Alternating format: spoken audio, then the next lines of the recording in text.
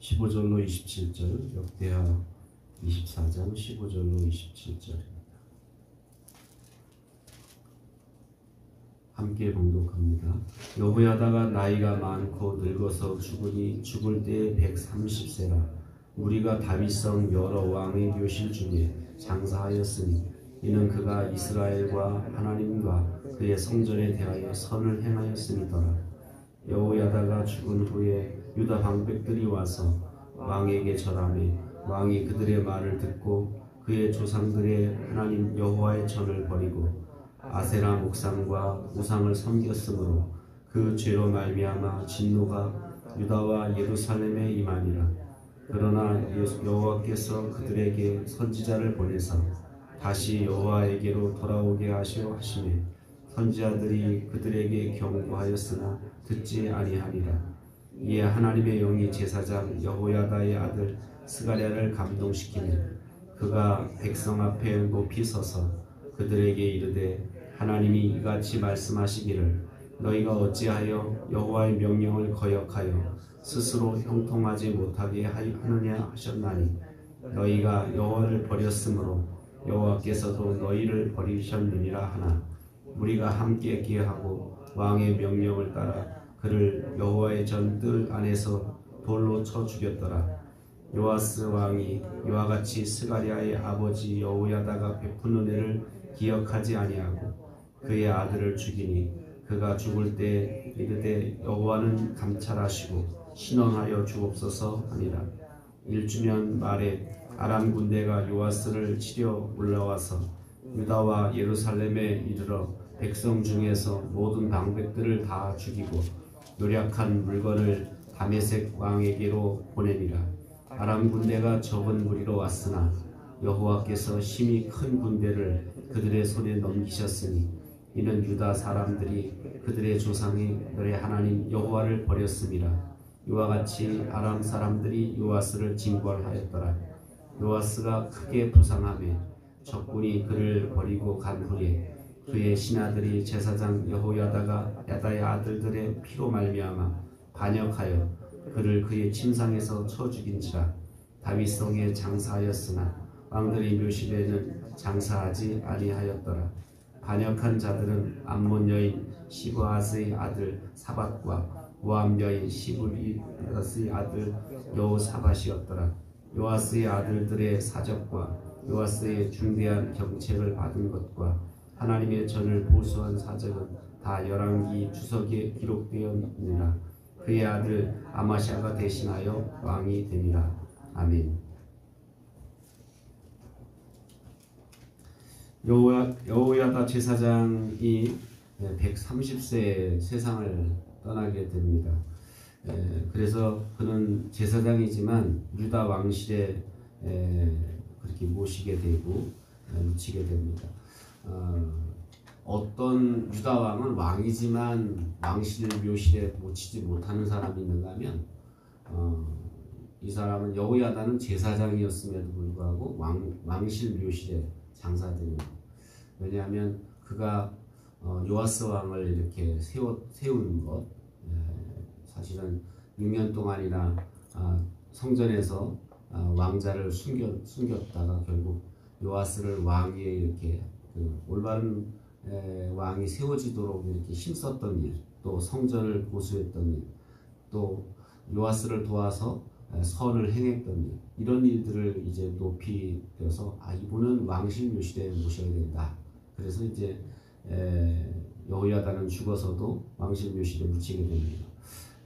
오늘 그 이유를 16절에 보면 이스라엘과 하나님과 그의 성전에 대하여 선을 행하였기 때문이다 라고 이렇게 말씀하고 있습니다. 그런데 문제는 이 여호야다는 계속해서 어린 아기일 때부터 요아스를 이렇게 도왔고 요아스가 이렇게 장성하면서도 계속 이렇게 멘토 역할을 했습니다. 늘 상담해주고 늘 이렇게 지도해주는 그런 역할을 했는데 여호야다가 죽자마자 이 요아스 왕이 약간 변심을 합니다. 변심을 했다라기보다는 요아스는 원래 이제 다른 사람의 말을 잘 들었던 것 같아요. 그러니까 여호야다가 있을 때는 여호야다의 그런 권면을 잘 들어서 선을 행했는데 여호야다가 죽고 나니까 그 주변에 있는 방백들이 와서 자꾸 꾀었어요. 이렇게 하세요, 이렇게 하세요, 저렇게 하세요. 그러니까 또 그 말대로 요아스는 하나님의 전을 등지고 이제는 또 아세라와 또 바알을 숭배하는 그런 우상 숭배자로 이렇게 전락하게 됐다는 거예요. 그러니까 누구의 지도를 잘 받느냐 이런 거 굉장히 중요하죠. 뭐 사람의 말을 잘 따르는데 좋은 사람이 옆에 있으면 다행인데 이 악한 사람이 옆에 있으면 이 사람은 또 죄의 유혹도 잘 받게 된다라는 겁니다. 그런 면에서 요아스는 어떻게 보면 이렇게 사람의 말을 잘 듣는 사람이었는데 그 주변에 이제 여호야다가 죽고 악한 사람들이 옆에 이제 들어가니까 결국 이제 악한 길로 이제 가게 되는 그런 모습을 보게 됩니다. 그래서 이제 선지자들 하나님이 선지자들을 보내서 이렇게 충고해요. 경고하고 바로 잡아요. 그런데 듣질 않는 거예요. 그러니까 나중에 여호야다 제사장의 아들이었던 스가랴가 이제 성령에 감동되어서 와서 왕 앞에 이렇게 외칩니다.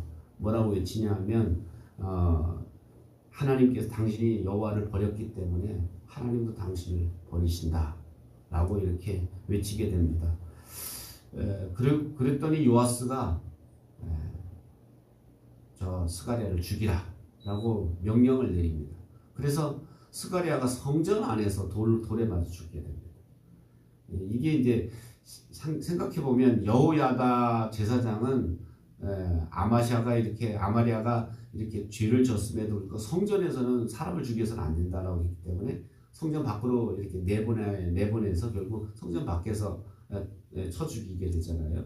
그런데 이 요아스는 뭐 자기에게 거슬리는 말을 하니까 뭐 그런 것도 돌아보지도 않고 그냥 죽이라 해서 성전 안에서 이제 그러니까 사실은 그 성전은 여호야다가 제사장이 자기를 키워준 장소고 거기서 또 왕으로 이렇게 세워준 장소인데 은혜를 모르는 거죠.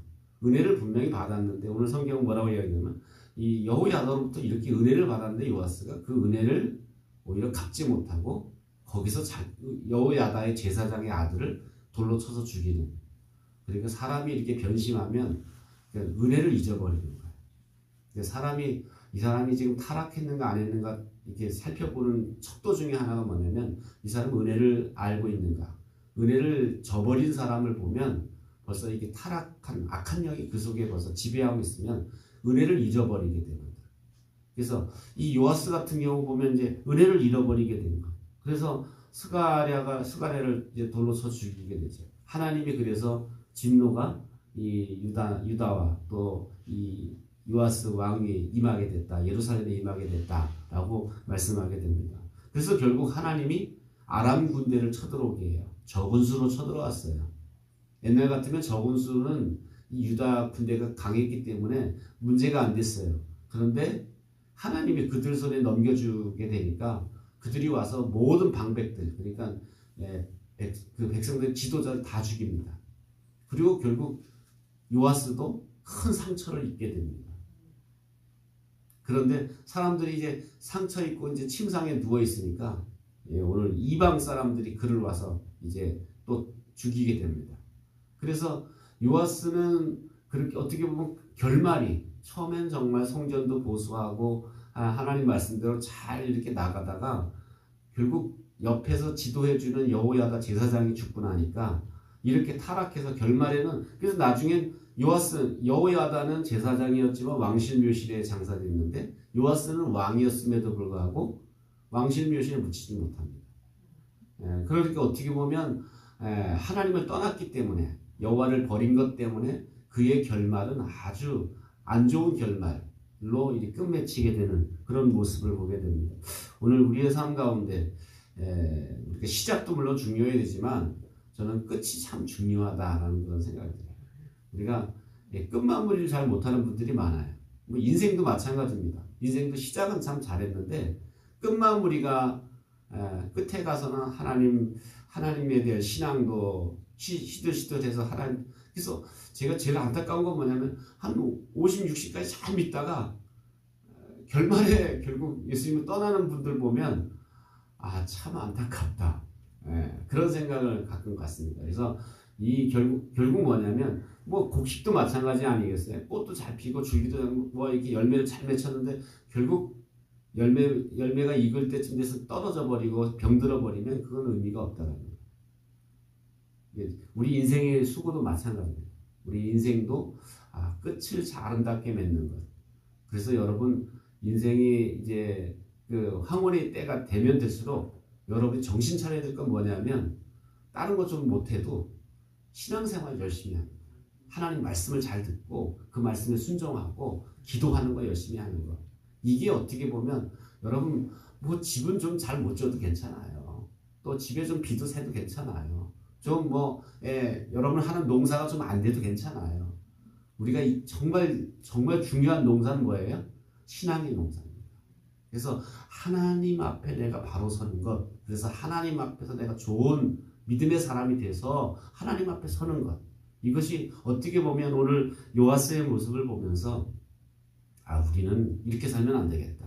우리는 정말 정신 바짝 차리고 마지막 때가 되면 될수록 또 나의 인생의 어떻게 보면 이제 황혼 때가 되면 될수록 그렇게 하나님 앞에 온전하게 서는 여러분 되시기를 주의 이름으로 축원합니다. 기도하겠습니다.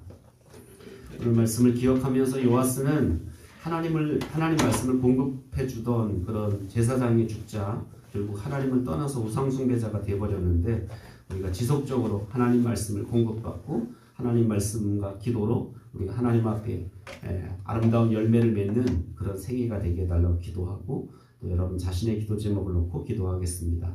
살아계신 하나님 아버지 은혜와 사랑을 감사드립니다.